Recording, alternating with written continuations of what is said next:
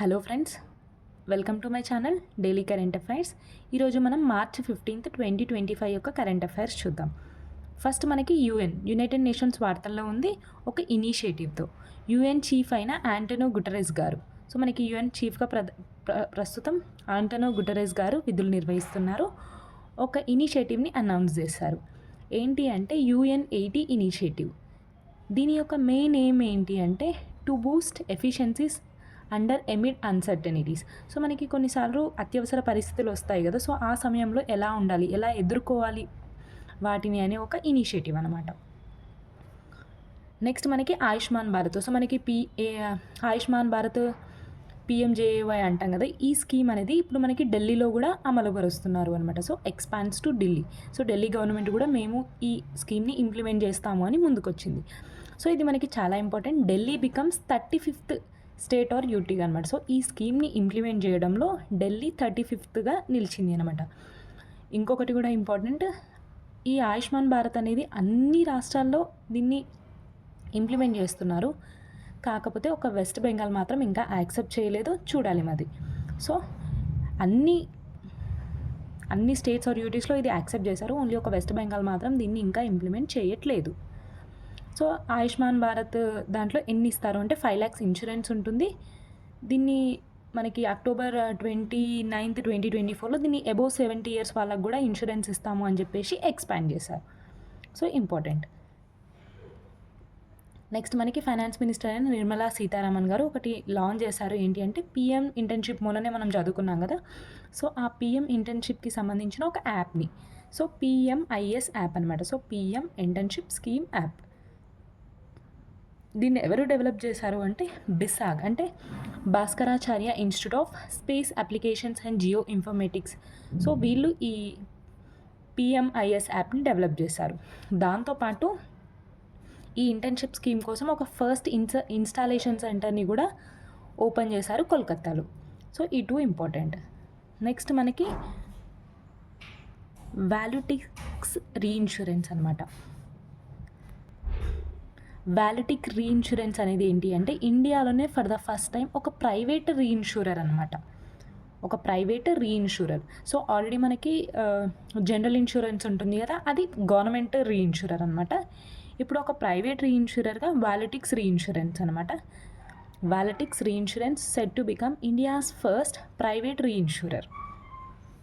Next మనకి Google ఒకటి develop చేసింది. Google brings Gemma 3 open AI model అనమాట. సో ఇప్పుడు మనం చూస్తున్నాం కదా ChatGPT కానీ DeepSeek కానీ, సో అలాంటిది ఒకటి గూగుల్ కూడా జెమా 3 అనే ఒక ఓపెన్ AI మోడల్ అనమాట. సో మనకి ఎగ్జామ్లో రావచ్చు డైరెక్ట్గా జెమా 3 దేనికి సంబంధించింది అంటే ఇది ఒక open AI model developed by the Google. Next మనకి NPCI, so national payment corporation of India, so కొన్ని డేటాస్ని రిలీజ్ చేసింది. ఏంటి అంటే మనకి ఆన్లైన్ పేమెంట్స్ అనేవి 46% పెరిగాయంట 2021 నుంచి 2024 వరకు. అదొక పాయింట్. ఈ ఆన్లైన్ డిజిటల్ పేమెంట్స్లో టాప్, సో మనకి ఇప్పుడు యాప్స్ యూజ్ చేస్తాం కదా UPI పేమెంట్స్ కోసం, మనకి PhonePe, Google pay, Amazon pay. So అలాంటి దాంట్లో టాప్ ఏ ఉన్నాయి అని చూద్దాం. ఫస్ట్ మనకి ఫోన్పే ఉంది, next Google pay, third Paytm. So first 3 అనమాట ఇవి. నెక్స్ట్ మనకి RBI, so reserve bank of ఇండియాకి ఒక అవార్డు వచ్చింది. Reserve bank of India awarded digital transformation award. So దేనికోసం అంటే డిజిటల్ ఇనిషియేటివ్స్ని తీసుకుంటుంది కదా, సో దానికోసం ఎవరు ఇస్తున్నారు ఈ అవార్డు అంటే సెంట్రల్ బ్యాంకింగ్ లండన్ UKకి చెందిన సంస్థ అనమాట. సో ఇది మనకి డిజిటల్ ట్రాన్స్ఫర్మేషన్ అవార్డ్ని RBIకి ఇచ్చింది. దేనికి, ఏ డిజిటల్ ఇనిషియేటివ్స్కి ఈ అవార్డు వచ్చింది అంటే ప్రవాహ ఇంకా సారథి పోర్టల్. ఇది మనకి 2023, ఇది 2024లో లాంచ్ చేసిన ఇనిషియేటివ్స్ అనమాట. సో ప్రవాహ సారథి ఇనిషియేటివ్స్కి గాను డిజిటల్ ట్రాన్స్ఫర్మేషన్ అవార్డు వచ్చింది. నెక్స్ట్ మనకి మారిషస్ గురించి కంటిన్యూస్గా చూస్తూనే ఉన్నాం. మన మోడీ గారు వెళ్ళారు నేషనల్ డే సెలబ్రేషన్స్కి. ఈరోజు ఒకటి చూద్దాం. So India and Mauritius agree to facilitate trade settlements in local currencies. So మన లోకల్ కరెన్సీలో వాణిజ్యం చేయాలి అని చెప్పేసి ఇండియా మారిషస్ ఒప్పందం కుదుర్చుకున్నాయి. 1 లైనర్ గుర్తుపెట్టుకుంటే అయిపోద్ది. మనకి నిన్ననే చూసాం కదా కంగార్ వ్యాలీ నేషనల్ పార్క్ని యునెస్కో వరల్డ్ టెంటేటివ్ లిస్ట్లో చేర్చారు అని. సో దాంతోపాటు ఇంకో 5 ప్రాపర్టీస్ని కూడా టెంటేటివ్ లిస్ట్లో చేర్చారు. అవేంటో చూద్దాం. So India adds 6 properties to tentative list of UNESCO world heritage site అనమాట. సో ప్రస్తుతం మనకి ఈ టెంటేటివ్ లిస్ట్ కాకుండా ప్రస్తుతం ఎన్ని వరల్డ్ హెరిటేజ్ సైట్స్ ఉన్నాయి అంటే యునెస్కో వరల్డ్ అంటే 43 ఉన్నాయి. సో ఆ 6 ఏంటో చూద్దాం. నిన్ననే ఇది చూసాం మనము, Kangra valley national park Chhattisgarh. ఇది మనకి ముడామాల్ మెగలిథిక్ మెహరీస్ అనేవి మన తెలంగాణకి సంబంధించింది, ఇంపార్టెంట్. నెక్స్ట్ మనకి అశోక ఎడిక్ సైట్స్ అనమాట, చౌసత్ యోగిని టెంపుల్స్, గుప్తా టెంపుల్స్, ఇంకా Bundelas Madhya Pradesh and UP. So ఈ 6ని tentative list of UNESCO world heritage సైట్లో మన ఇండియా చేర్చింది. చూడాలి మరి దేది కన్ఫామ్ అవుతాయి మొత్తానికి అనేది. సో ఇప్పుడైతే ప్రస్తుతానికి 6. నెక్స్ట్ మనకి 15th hockey India women national senior championship అనేది కంప్లీట్ అయింది. ఎక్కడ జరిగింది అంటే ఇది పంచకుల హర్యానాలో జరిగింది. దీంట్లో ఎవరు విన్ అయ్యారు అంటే జార్ఖండ్ హర్యానాని డిఫీట్ చేసి 4:3 తేడాతో విన్నర్గా నిలిచింది జార్ఖండ్. ఇదేంటి అంటే 15th ఎడిషన్ అనమాట. So senior hockey championship. Next మనకి ఒక క్రికెటర్ వార్తల్లో ఉన్నారు. బంగ్లాదేశ్ ఆల్రౌండర్ అయిన Mahmudullah Riyadh retires from international cricket నుంచి వీడ్కోలు తెలిపారు. నెక్స్ట్ మనకి 15th మార్చ్ రోజు ఒక 2 days జరుపుకుంటాం. అవి ఏంటో చూద్దాం. ఫస్ట్ మనకి ఇంటర్నేషనల్ డే టు కంబాక్ట్ ఇస్లామోఫోబియా ఫస్ట్ది. నెక్స్ట్ మనకి ఇది చాలా important, world consumer rights day అనమాట. సో దీన్ని మనం 1983 నుంచి జరుపుకుంటున్నాం, world consumer rights day. So మనకి ఇదేంటి అంటే కన్జ్యూమర్ రైట్స్ని ప్రొటెక్ట్ చేస్తుంది. సో అందుకే ఈ డేని మనం జరుపుకుంటాం 15th మార్చ్.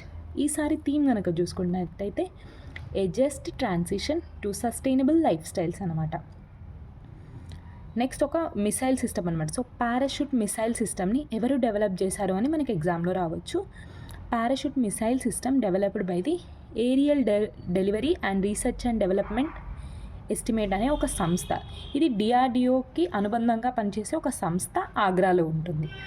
సో ఈ పారాషూట్ అనేది ఏంటి అంటే 27,000 feet నుంచి కూడా దూకగలిగే ఒక పారాషూట్ సిస్టమ్ని వీళ్ళు డెవలప్ చేశారు అనమాట. So aerial delivery research and development establishment ఆగ్రాలో ఉంటుంది, డిఆర్డిఓకి అనుబంధంగా పనిచేస్తుంది పారాషూట్ సిస్టమ్.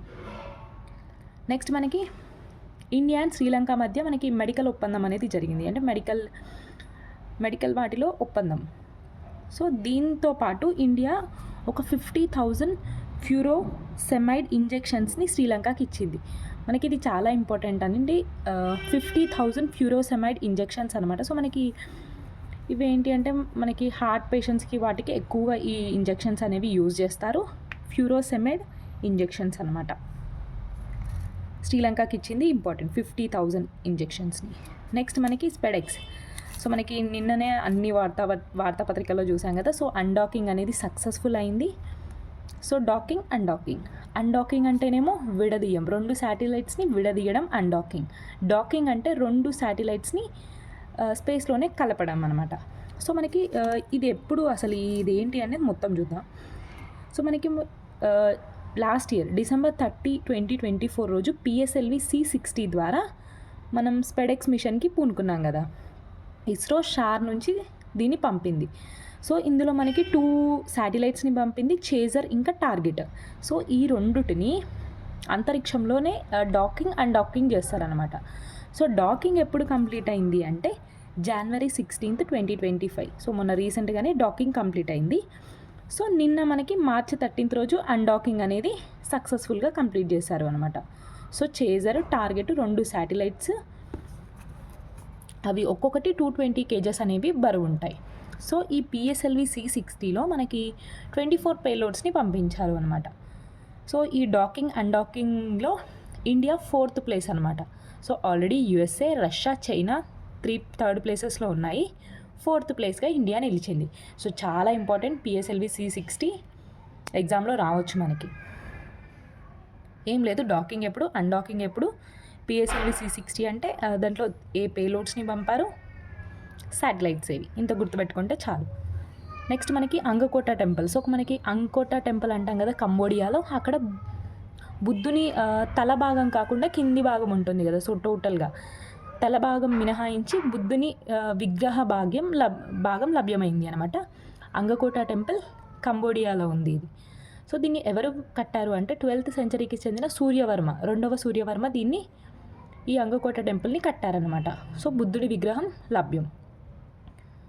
నెక్స్ట్ మనకి ఆర్బీఐ ఒక స్పెషల్ గ్రూప్ని ఎస్టాబ్లిష్ చేయాలనుకుంటుంది. దేనికోసము అంటే ఎన్విరాన్మెంటల్ ఇంపాక్ట్ అనేది ఏ విధంగా ఫైనాన్షియల్ సెక్టార్ పైన ఉంటాయి. సో దీన్ని తెలుసుకోవడానికి ఆర్బీఐ ఒక స్పెషల్ గ్రూప్ని ఎస్టాబ్లిష్ చేయబోతుంది. RBI going to establish a special group on climate issues are environmental impact on financial sector దానిపైన. నెక్స్ట్ మనకి ఒక వ్యాక్సిన్ వార్తలో ఉంది హార్ట్ అటాక్స్ కోసం. సో మనకి హార్ట్ అటాక్స్, కార్డియాక్ అరెస్ట్ అంటాం కదా. సో మనకి వ్యాక్సిన్ ఉంది హార్ట్ అటాక్ గురించి. ఎవరు అంటే చైనా సైంటిస్టులు దీన్ని ట్రయల్స్లో భాగంగా దీన్ని డెవలప్ చేస్తున్నారు. ర్యాట్స్ పైన దీన్ని ప్రయోగించారు already. Vaccine for heart attack China సైంటిస్టులు ట్రయల్స్లో ఉంది, ఇప్పుడు ర్యాట్స్ పైన ప్రయోగించారు. నెక్స్ట్ మనకి ఇది superlative. China developed world's most powerful spy cameras. So ఒక పవర్ఫుల్ స్పై కెమెరాస్ని చైనా డెవలప్ చేసింది. దట్ కెన్ క్యాప్చర్ మిల్లీమీటర్స్ అయిన డీటెయిల్స్ని కూడా 62 మైల్స్ అవే నుంచి కూడా ఇది క్యాప్చర్ చేయగలుగుతుంది. అది స్పై కెమెరా యొక్క మెయిన్ ఎయిమ్ అనమాట. నెక్స్ట్ మనకి ఒక స్కీమ్ అనేది ఒకటి అచీవ్ చేస్తూ వార్తల్లో ఉంది. మనకి పిఎం సూర్యఘర్ ముఫ్త్ బిజిలీ యోజన మనకి 2024 ఫిబ్రవరిలో దీన్ని లాంచ్ చేశారు కదా. సో ఇది ఏంటి అంటే ఇప్పుడు 10 lakh హోమ్స్కి ఈ సోలార్ కనెక్టివిటీ అనేది సోలార్ ఇన్స్టలేషన్ అనేది కంప్లీట్ అయిందనమాట. So PM Suryaghar Muft Bijli Yojana achieved 10 lakhs homes solar installation అనమాట. సో ఇప్పుడే చెప్పుకున్నాం కదా 2024 ఫిబ్రవరిలో దీన్ని లాంచ్ చేశారు. నెక్స్ట్ మనకి యోగా మహోత్సవ్. సో మనకి June 21 రోజు యోగా జరుపుకుంటాం కదా. సో దానికి 100 days యోగాస్లో డిఫరెంట్ ప్రోగ్రామ్స్ని నిర్వహిస్తుంది అనమాట. సో దాని యొక్క కౌంట్డౌన్ అనేది స్టార్ట్ అయింది. యోగా మహోత్సవ్ 2025 March 13th రోజు నుంచి June 21 వరకు మనకి 100 days అవుతుంది. సో దీనికి మనకి న్యూఢిల్లీలో దీన్ని స్టార్ట్ చేశారు. సో ఈ యోగా మహోత్సవ్ అనేది ఏ మినిస్ట్రీ పరిధిలో జరిపిస్తారు అనేది ఇంపార్టెంట్. మినిస్ట్రీ ఆఫ్ ఆయుష్ పరిధిలో దీన్ని జరిపిస్తారు. ఈసారి మనకి యోగా మహోత్సవ్ అనేది 11th ఎడిషన్ అనమాట. మనకి యోగాని ఎప్పుడు జరుపుకుంటున్నాం, ఎప్పటి నుంచి మనం యోగా సెలబ్రేషన్ చేసుకుంటున్నాం 21 జూన్ అంటే 2015 నుంచి. నెక్స్ట్ మనకి ఐఐటి మద్రాస్. సో ఐఐటి మద్రాస్కి అనుబంధంగా పనిచేసే ఒక సంస్థ అనమాట. So Roho Biotic developed mycelium bricks అనమాట. సో ఇవి చాలా లైట్ వెయిట్ ఉంటాయి. సో ఇప్పుడున్న బ్రిక్స్ ఏంటి అంటే మనకి which is harmful for the environment. So అలా కాకుండా ఈ మైసిలియం బ్రిక్స్ అనేవి చాలా లైట్ వెయిట్ ఉంటాయి, ఏ హాని చేయవు అనమాట. సో వీటిని ఐఐటి మద్రాస్కి అనుబంధంగా పనిచేస్తున్న ఒక రోహో బయోటిక్ అనే సంస్థ డెవలప్ చేసింది. సో ఇదేంటి అంటే ఎన్విరాన్మెంట్ ఫ్రెండ్లీ బ్రిక్స్ అనమాట. సో వన్ లైనర్గా గుర్తుపెట్టుకోవచ్చు, IIT Roho Biotic mycelium bricks. Next మనకి ఒక జాయింట్ వర్కింగ్ గ్రూప్ యొక్క మీటింగ్ అనేది జరిగింది ఇండియా అండ్ చిలీకి మధ్య. సో ఇండియా అండ్ చిలీకి మధ్య ఒక జాయింట్ జేడబ్ల్యూజీ మీటింగ్ అనేది జరిగింది. దీంట్లో ఒక ఒప్పందం ఏంటి అంటే అగ్రికల్చర్ సెక్టార్లో కొత్తవి తీసుకురావడానికి ఒప్పందం అనేది జరిగింది. అగ్రికల్చర్ సెక్టార్ పైన ఒప్పందం ఇండియా అండ్ చిలీ మధ్యన. నెక్స్ట్ మనకి central council for research in homeopathy, ఇది ఒకరితో ఒప్పందం కుదుర్చుకుంది, అడామస్ రీసెర్చ్ కోల్కతాతో. ఎందుకు అంటే హోమియోపతి రీసెర్చ్ ఇన్ ఎడ్యుకేషన్లో, సో హోమియోపతిని ఎడ్యుకేషన్లో రీసెర్చ్ చేయడానికి ఈ రెండు సంస్థల మధ్య ఒప్పందం కుదిరింది. ఒకటి central council of research in homoeopathy and Adamas research Kolkata మధ్య. సో ఇది ఫ్రెండ్స్ మన 15th March 2025 యొక్క కరెంట్ అఫైర్స్. వీడియో నచ్చుతుంది అనుకుంటున్నాను. సో ఇంకేమైనా డౌట్స్ ఉంటే కింద కమెంట్ చేయండి, I try to reply. So thank you so much.